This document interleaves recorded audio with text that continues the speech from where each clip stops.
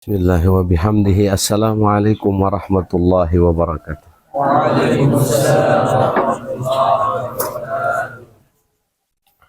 Alhamdulillahi rabbil alamin. Wassalatu wassalamu ala ashrafil anbiya'i wal mursalin Sayyidina wa maulana Muhammadin wa ala alihi wa sahbihi ajma'in. Rabbi syrah li sadri wa yassir li amri wahlul uqdatan min lisani yafqahu qawli. Wa bisanadinal muttasil ilal hujjatil Islam Abi Hamid Muhammad bin Muhammad Al-Ghazali rahimahullah tabaraka wa ta'ala wa adaman naf'a bi ulumihi wa barakatihi fid daraini amin. Ila qawlihi al-qismul awwalu fit ta'ati. Bagian pertama tentang ketaatan. Ya'lam anna awamirallahi ta'ala faraidu wa nawafilu. Ketahuilah bahwa perintah Allah subhanahu wa ta'ala berupa yang fardu dan yang sunnah. Nawafil, jam'u nafilah.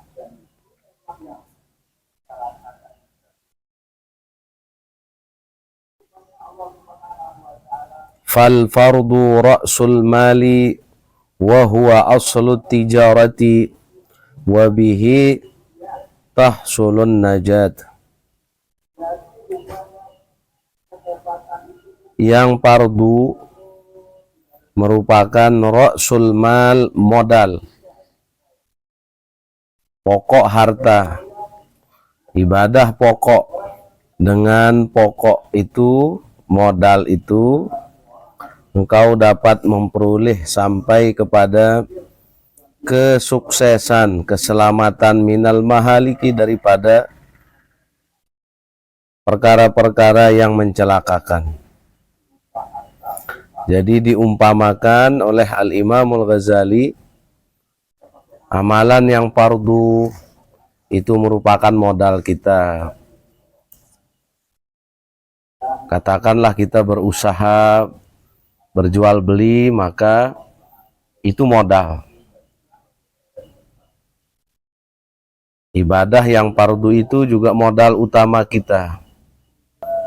Dengan ibadah yang fardu itu kita bisa selamat. Wan naflu huwar ribhu wa bihil fawzu bid darajat. Dan yang sunat itu merupakan labanya. Dengan laba itu al-fawza bid darajat, kita dapat memperoleh tingkatan derajat yang tinggi di sisi Allah subhanahu wa ta'ala. Wahiyat tabaqatu minal maratibi.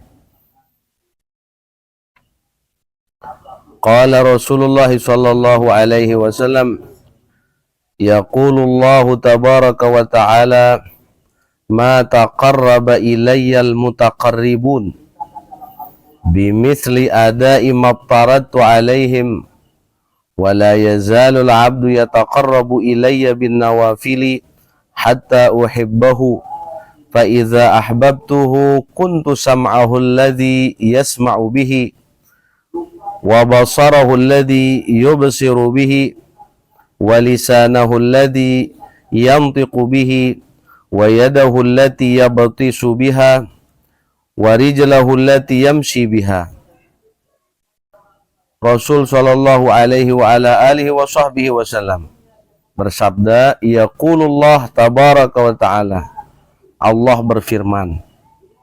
Jika di dalam hadis kita temukan yaqulullah tabaraka wa ta'ala, berarti hadis ini adalah hadis qudsi. Apa bedanya hadis qudsi dengan Quran?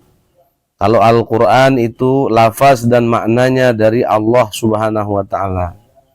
Sedangkan hadis qudsi itu maknanya dari Allah subhanahu wa ta'ala, redaksinya dari Nabi atas bimbingan wahyu. Hadis qudsi itu perbedaannya yang kedua dengan Al-Quran. Al-Quran muta'abbad bitilawatihi. Itu tercatat ibadah ketika kita membacanya. dapat pahala, berbeda dengan hadis qudsi. Ma taqarrabu ilayyal mutaqarribun, tidaklah orang-orang yang mendekatkan diri kepadaku bimisli ada imaftaratu alaihim, dengan mereka menunaikan apa yang telah aku pardukan ke atas mereka. Wala yazalul abdu, ya, tidaklah seorang hamba terus menerus yataqarrabu ilayya bin nawafil, mendekatkan diri kepadaku dengan amalan-amalan sunnah, hatta uhibbahu, hingga aku mencintainya. Fa iza ahbabtuhu, kalau aku sudah cinta kepadanya, kata Allah, kuntu sam'ahu alladhi yasma'u bih, aku akan menjadi pendengarannya yang dengan itu ia bisa mendengar. Wa basarahu alladhi yubsiru biha, aku akan menjadi matanya untuk melihat. Wa lisanahu alladhi yantiqu bihi, aku akan menjadi lisannya yang digunakan berbicara. Wa yadahu allati yabtishu biha, aku akan menjadi tangannya untuk memegang. Wa rijlahu allati yamshi biha, aku akan menjadi kakinya untuk berjalan. Ini pada redaksi hadis ini ada juga riwayat dari Abi Hurairah radhiyallahu taala anhu, di mana beliau berkata, qala Rasulullah sallallahu alaihi wasallam, man adali waliyan faqad azantuhu bil harbi, barang siapa yang memusuhi waliku, kekasihku, orang yang aku lindungi, yang diberi karamah oleh Allah, faqad azantuhu bil harbi, kata Allah, dia telah menantang aku perang. Memusuhinya, menyakitinya, maka hakikatnya itu dia menyakiti Allah subhanahu wa ta'ala, karena kekasihnya yang disakiti. Dikatakan oleh Al-Imamul Qushairi, fa in qila fama ma'nal wali, apa makna kata wali itu? Qila yahtamilu amrain, kata wali itu mengandung dua hal, dua makna. Ahaduhuma ayyakuna fa'ilan minal fa'il, dia sigat mubalaghah dari fa'il. Waliyun kal alim wal qadir wa ghairihi, seperti alim, qadir, sigat mubalaghah, wali itu.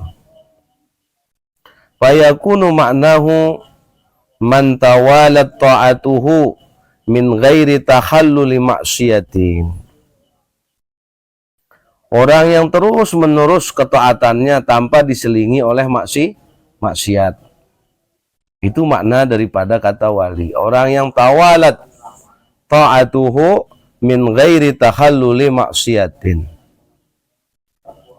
Itu oleh Imam Al-Qushairi di dalam risalahnya. Itu maknanya adalah orang yang terus menerus dalam ketaatan kepada Allah tanpa diselingi dengan kemaksiatan. Dan terus dekat dengan Allah. Jadi ada kalanya juga fa'il bimakna maf'ul. Nah, ketika di dalam Al-Quran itu surat Al-A'raf ayat 196 itu, inna waliyallahu alladzi nazzalal kitab wa huwa yatawallas salihin, sesungguhnya pelindungku itu Allah yang telah menurunkan Alkitab, dan dialah yang memelihara, melindungi orang-orang yang saleh. Sudah tentu para wali itu orang saleh. Berat jadi wali itu. Tapi kalau menjadi pencintanya wali, itu tidak seberat mereka tugasnya. Kita hanya cinta, ya, kita cinta kepada para aulia. Ala inna awliya Allah la khaufun alaihim wala hum yahzanun. Tidak ada rasa takut, gentar, tidak ada rasa sedih di hati mereka. Itulah karakteristiknya, ya, tandanya, sifat-sifatnya. Disebutkan juga di dalam syarah hikam atau apa yang dikatakan oleh Syekh Zaruk juga, ya. Summal waliyu yu'rafu bisalasin. Kemudian wali itu dikenal dengan 3 tanda. Isarul haq. Pertama, dia mementingkan Allah Subhanahu wa ta'ala, zat yang hak. Itu yang terpenting bagi mereka. Wal i'radu anil khalq. Dia berpaling, ya, tidak mementingkan makhluk. Waltizamu sunnati bisidqi, dan terus menerus menekuni sunnah secara betul-betul. Ibnu Athaillah As-Sakandari, subhana man lam yaj'alid dalila ala awliyaih. Beliau berkata, maha suci Allah yang tidak menjadikan tanda bagi para walinya. Hanya orang-orang, tidak semua orang diberi tanda, bahkan tidak dipopulerkan mayoritasnya di kalangan umat manusia. Illa min haitsu dalil alaihi,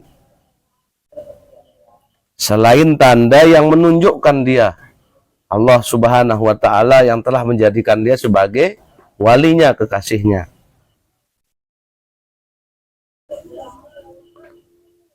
Walam yusil ilaihim,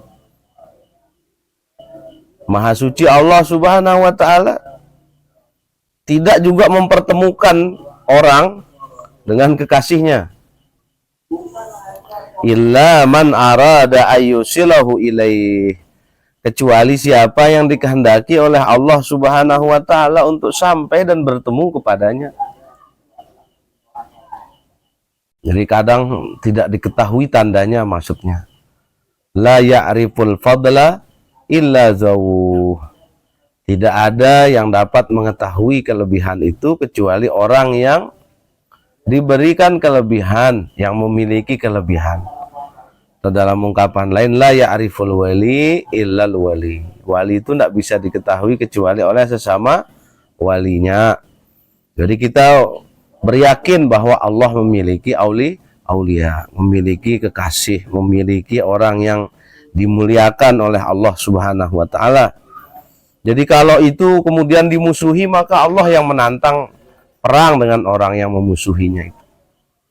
Ma taqarraba 'abdi bi syai'in ahabba ilayya mimma taradtuhu alaih wa la yazalu 'abdi yataqarrabu ilayya bin nawafil. Nah, jadi di dalam redaksi hadis ini tidak mengatakan ma taqarraba ilayyal mutaqarribun. Ma taqarraba abdi, hambaku. Nah, di dalam redaksi hadis ini, di dalam riwayat Imam Bukhari dari Abi Hurairah radhiyallahu taala anhu. Itu lalu kemudian di akhir setelah mengatakan warijlahul lati yamshi biha wala in sa'alani illa wala in sa'alani la u'tiyannahu, kalau dia minta kepadaku pasti akan kukasih, katamu. Jadi doanya mustajab.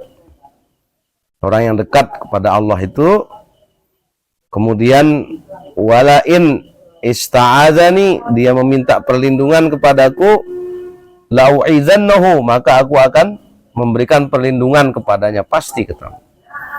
Jadi ini hadis ini menyangkut tentang bagaimana kita mendekatkan diri kepada Allah Subhanahu wa ta'ala dengan amalan yang wajib dan amalan yang sunnah. Maka di antara ulama juga menafsirkan, ya ayyuhalladzina amanu taqullah wabtagu ilaihil wasilah.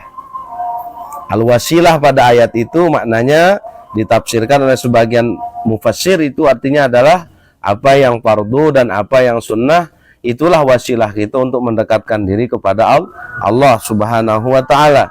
Ada juga yang memaknai wasilah itu adalah segala hal yang dapat menyampaikan kita kepada Allah, ya, baik itu berupa perbuatan maupun sesuatu yang itu Allah Subhanahu wa taala jadikan sebagai jalan kita dekat.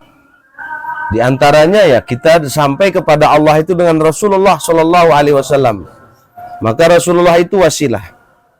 Dengan ajaran ulama kita bisa sampai kepada Rasulullah, sampai kepada Allah, maka ulama itu adalah wasilah. Ya, dengan ilmu kita bisa mengenal Allah Subhanahu wa taala, maka ilmu itu juga adalah wasilah. Nah, jadi pada penjelasan yang sebelumnya itu adalah li ashabil muraqabah. Penjelasan kita di penjelasan Jawharatut Tauhid itu untuk orang yang sudah pada level muraqabah.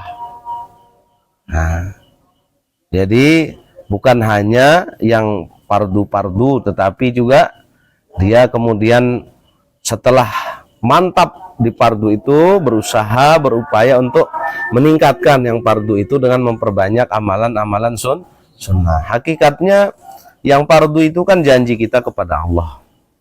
Yang sunnah itu janji Allah kepada kita.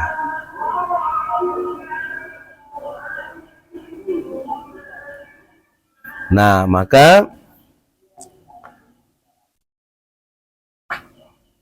an-nawafil itu bimakna atau tawu.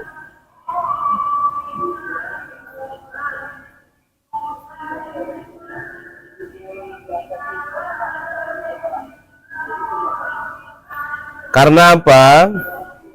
Bidhammi awalil fi'li li'anna alladhi yu'addil fardha qad yaf'aluhu khawfan minal uqubah wa mu'addin nawafil la yaf'aluha illa isaran lil khidmah. Kalau orang yang menunaikan yang wajib itu kan dia takut siksa, takut akibat dari tidak menunaikan. Sedangkan yang sunnah ini kan betul-betul karena perkhidmatan, sudah menunaikan yang wajib, meningkatkan khidmatnya kepada Allah dengan yang sunnah. Maka itu yang disebut ghayatul matlub. Ya. Mayyataqarrabu bi khidmatihi. Dia mendekatkan diri dengan berkhidmat kepada Allah. Ya. Kalau misalkan sekedar datang menuntut ilmu, gugur kewajiban, sudah menuntut ilmu. Tetapi setelah dia mengaji, dia berkhidmat, melakukan aktivitas lain di majelisnya kepada gurunya. Maka itu yang namanya khidmat.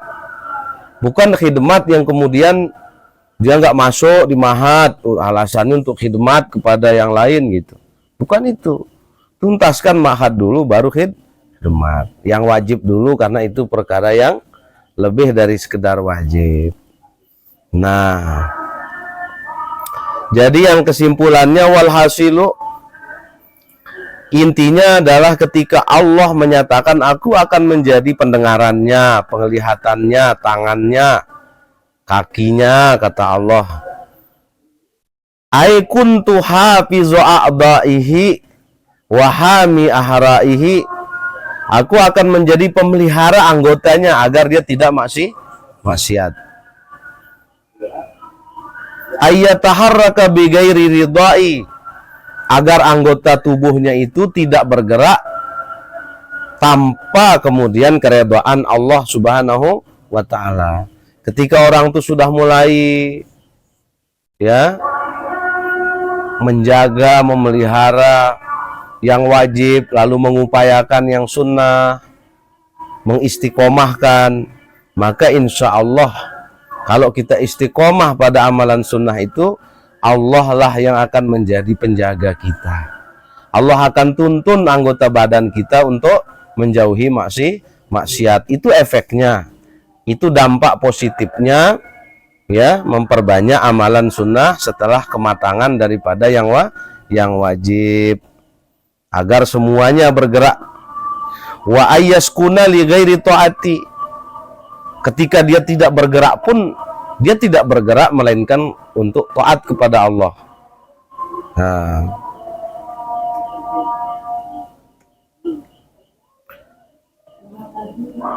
dia tidak akan mendengar kecuali yang baik-baik, dia tidak akan melihat kecuali yang baik-baik. Dia tidak akan mengambil kecuali yang baik, dia tidak akan berjalan kecuali di tempat yang baik. Itu penjelasan daripada hadis qudsi ini. Walan tasila ayyuhat talibu ilal qiyami bi awamirillahi ta'ala illa bi muraqabati qalbika wa jawarihika fi lahazatika wa anfasika min hina tusbihu ila hina tamsi. Engkau tak akan pernah sampai, wahai para penuntut, para talibul ilm, talibul hidayah, untuk dapat tegak menjalankan perintah-perintah Allah kecuali dengan kedekatan hatimu, anggota badanmu, dalam setiap waktu dan tarikan napasmu itu, dari sejak pagi sampai malam itu. Kedekatan hati dan badan kita kepada Allah dari sejak terbit matahari sampai terbit kembali.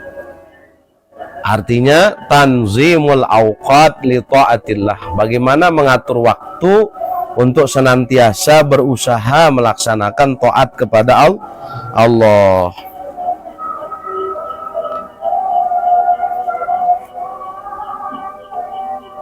Wallahu subhanahu wa ta'ala a'lamu bissawab.